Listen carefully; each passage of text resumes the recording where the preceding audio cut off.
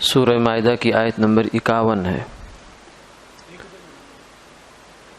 اعوذ باللہ من الشیطان الرجیم، بسم اللہ الرحمن الرحیم۔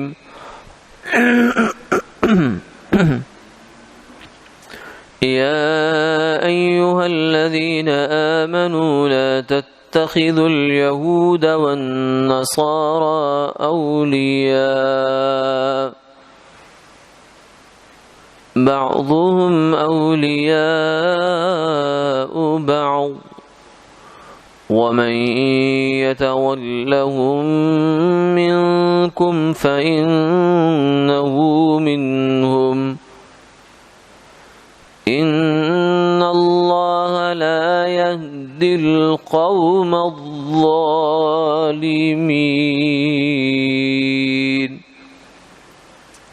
صدق اللہ العظیم۔ اے ایمان والو، یہود اور نصارہ کو دوست مت بناؤ۔ وہ آپس میں دوست ہیں ایک دوسرے کے، اور جو کوئی تم میں سے دوستی کرے ان سے تو وہ انہی میں ہے۔ اللہ ظالم لوگوں کو سیدھی راہ نہیں دکھلاتے۔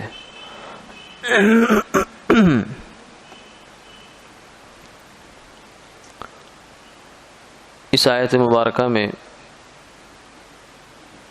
مسلمانوں کو ایک اصولی بنیادی تعلیم دی گئی ہے۔ وہ تعلیم یہ ہے کہ ایک مسلمان کی محبت اور دلی تعلق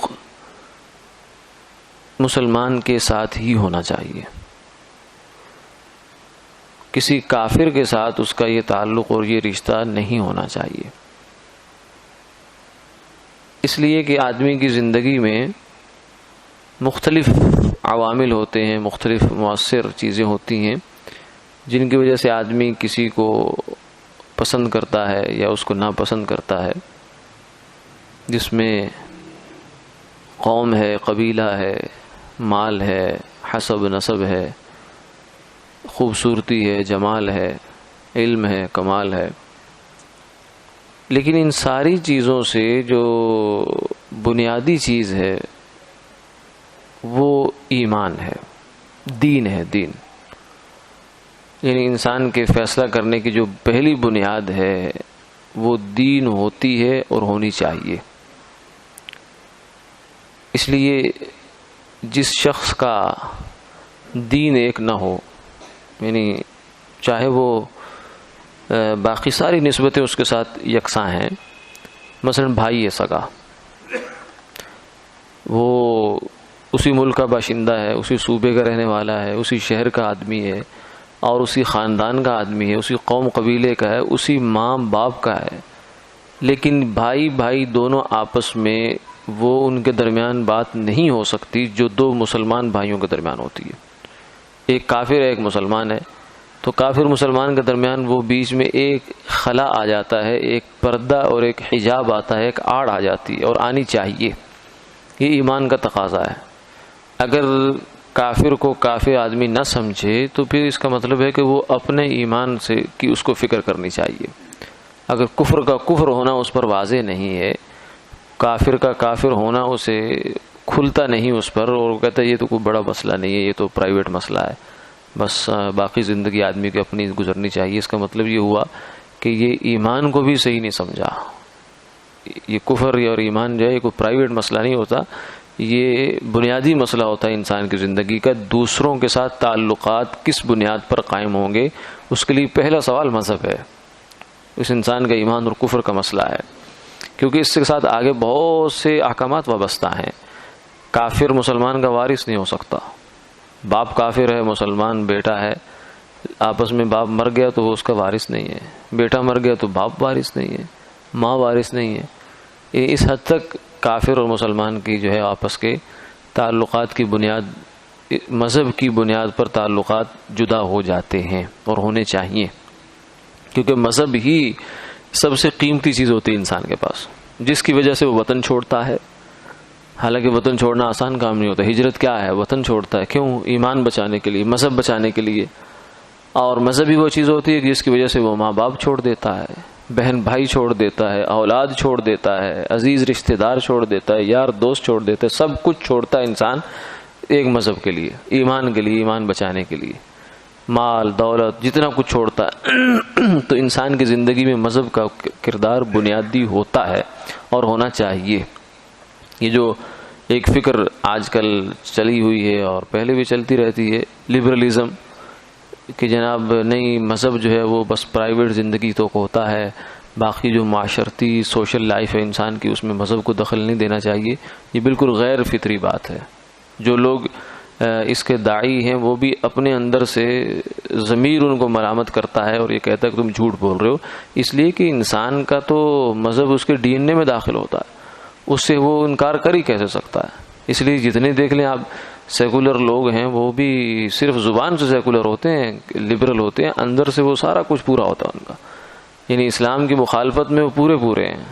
حجاب، پردہ، اسلامی شاعر ان کو اچھے نہیں لگ رہے ہوتے. حالانکہ لبرل ان کا مطلب تو یہ کہ کسی مذہب کو کچھ نہ کہو، لیکن ایسا نہیں ہے. اب پورا ہندوستان جو ہے، انڈیا، وہ اپنا سیکولرزم کا دعویٰ رکھتا ہے کہ ہمارا مذہب سے کوئی لینا دینا نہیں اجتماعی زندگی میں، لیکن ہم جانتے ہیں کہ کیا ہے. ہندو جو ہیں وہاں کتنے مسلمانوں کے خیر خواہ ہیں یا مسلمانوں کے لیے کتنا نرم گوشہ یا غیر جانبدارانہ رویہ رکھتے ہیں، یہ سب سامنے ہے لوگوں کے، باقی دنیا بھی سامنے ہے. تو اس لیے ایک دھوکہ ہوتا ہے. مذہب انسان کی بنیادی ضرورت ہے، مذہب کے بغیر اس کو چارہ کار نہیں. اس کو مذہب اپنانا ہے، چاہے وہ کفر کو مذہب کہہ کے اپنائے یا وہ کسی آسمانی مذہب کو، صحیح مذہب کو اپنائے. تو اس لیے اس کی بنیاد یہ ہوتی ہے. پھر ایک مسلمان دوسرے جو ہے کافر کے ساتھ رویہ کیا ہونا چاہیے، اس کے بارے میں علماء نے لکھا ہے کہ اس میں یہ ہے کہ مدارات اور ظاہری تعلقات اور حقوق کی ادائیگی اگر ہے تو اس کی تو گنجائش ہے. مثلا کافر باپ ہے، کافر ماں ہے، تو ان کی خدمت کرے، ٹھیک ہے، ان کی نافرمانی نہ کرے، ان سے بدتمیزی نہ کرے. اگر کوئی اور ایسے کافر ہے تو اس کے حقوق کی ادائیگی کرے جہاں تک شریعت اس کو اجازت دیتی ہے. اسی طریقے سے ان کے ساتھ کچھ معاملات کرنا، بیع و شراء کرنا، خرید و فروخت کرنا، اس کی بھی اجازت ہے. معاشرتی حقوق کی ادائیگی کی بھی اجازت ہے، لیکن مودت کی اجازت نہیں ہے. ولایت کی یعنی دوستی کی اجازت، دل کی دوستی کی اجازت نہیں ہے، کیونکہ کافر کے ساتھ نہیں ہونی چاہیے. مسلمانوں کی دنیا الگ ہے، کافروں کی دنیا الگ ہے. چاہے وہ ایک ہی ماں کے پیٹ سے دو پیدا ہوئے ہوں، دونوں کی دنیایں الگ الگ ہیں. تو ان کے ساتھ دلی دوستی نہیں ہو سکتی. اس آیت میں دلی دوستی سے منع کیا گیا. اسی سے یہ بات بھی معلوم ہوتی ہے کہ جب دلی دوستی منع ہے تو مسلمانوں کی ریاست کے یا مسلمانوں کی حکومت کے کلیدی عہدے دینا غیر مسلم کو وہ کیوں کر جائز ہوگا؟ وہ بھی جائز نہیں ہو سکتا. اس لیے کہ جب دوستی منع ہے، دوستی تو بے ضرر ہے بظاہر، لیکن اس سے منع کر دیا کہ نہ ایسا نہ کرو. اس کے نتیجے میں نقصان مسلمانوں کا ہوتا ہے، اسلام کا نقصان ہوتا ہے. تو ان کو کسی کافر کو کلیدی عہدے پر بٹھا دینا یہ کہاں سے جائز ہوگا؟ سیدنا عمر رضی اللہ تعالیٰ عنہ کا ایک غلام تھا اور اس کو انہوں نے کہا کہ اگر تم مسلمان ہو جاؤ تو میں تمہارے اندر صلاحیت ہے کہ عہدہ دوں گا. لیکن وہ مسلمان نے فرمایا کہ نہیں، ہم تمہیں پھر عہدہ نہیں دے سکتے. اگر تم غیر مسلم رہو گے تو ہم تمہیں اپنے کسی کار میں، ہاں جو غلامی کے کام ہیں، معمولی کام ہیں، نچلے درجے کے، نچلی سطح کے، وہ تو ٹھیک ہے، لیکن کوئی کلیدی عہدہ، کی پوسٹ جسے کہتے ہیں، وہ نہیں ہم دے سکتے آپ کو. ذمہ دار مسلمانوں کا نہیں بنا سکتے آپ کو. تو اس لیے ان آیت میں یہ ذکر ہوا. بعضهم اولیاء بعض، فرمایا کہ یہ عیسائی اپنے عیسائیوں کے دوست ہیں، یہودی اپنے یہودیوں کے دوست ہیں، جیسے مسلمان اپنے مسلمان کے دوست ہیں. ایک بالکل فطری بات ہے. جس انسان سے مذہب اس کا یکساں ہوتا ہے تو آپ کو اس سے ایک بالکل غیر اختیاری قسم کی طبعی مناسبت اور کھچاؤ محسوس ہوتا ہے. یعنی جب دیکھیں کہ دنیا کے کسی خطے کا، افریقہ کا، کہیں امریکہ کا یا کسی یورپ کا ملک کا، روشیا کا، جاپان کا کوئی بندہ مسلمان ہو اور وہ کہے کہ میں مسلمان ہو رہا ہوں، تو آپ کو ایک دل میں اس کی طرف ایک رغبت پیدا ہو جائے گی. اور اگر آپ کے یہاں رہنے والا کوئی آدمی کہے کہ میں آج سے اسلام چھوڑ رہا ہوں تو فوراً انسان کا اس کے بارے میں رویہ بدل جاتا ہے. یہ ایک فطری بات ہے. اس لیے فرمایا کہ اس فطرت کو قائم رکھنا چاہیے، اس کو مسخ نہیں کرنا چاہیے. شیطان کے بہکاوے میں آ کر یا گمراہ لوگوں کی باتوں میں آ کر اس کو مسخ نہیں ہونا چاہیے، یہ قائم رہنی چاہیے. بعضهم اولیاء بعض، ہر مذہب والا اپنے مذہب والے کا دوست ہے، اور تمہیں بھی بس دوستی، دلی دوستی جو ہے اپنے مذہب تک ہی رکھنی چاہیے۔ وَمَن يَتَوَلَّهُم مِّنكُمْ فَإِنَّهُ مِنْهُمْ، اور جو بندہ ان سے دلی دوستی کرے گا تو وہ پھر نام کی مسلمان ہے، اصل میں تو اس کو جب محبت غیروں سے ہے، محبت کفر سے ہے، کافر سے محبت ہے اس کو، تو پھر تو وہ اس کا انجام کفر والا ہی ہونا چاہیے۔ اس میں بھی یہ لکھا علماء نے کہ اگر تو اس کو کفر اچھا بھی لگتا ہے، کافر اس وجہ سے اچھا لگتا ہے کہ وہ کفر پر ہے، تو پھر تو یہ صرف اس کا لسٹوں میں نام ہے مسلمانوں کی، ورنہ اصل میں کفر کو پسند کرنا بھی کفر ہوتا ہے، تو یہ تو جا ہی ادھر چکا ہے۔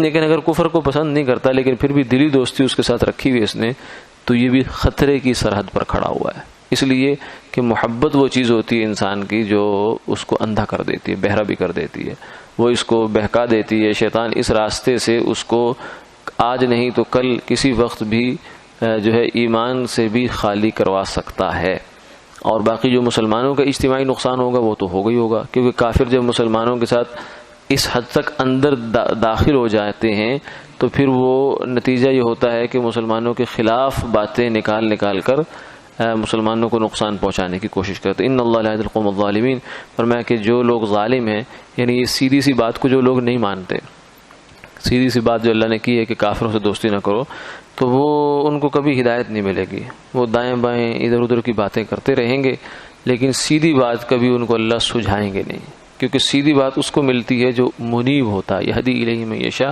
یجتبی الیہ من یشاء ویہدی الیہ من ینیب، جو اللہ کے سامنے انابت کرتا ہے، دعا کرتا ہے، طلب رکھتا ہے، اللہ اسے سیدھی بات سجھاتے ہیں، سیدھا راستہ دکھاتے ہیں، ظالم کو سیدھا راستہ نہیں دکھاتے۔ وآخر دعوانا الحمدللہ رب العالمین۔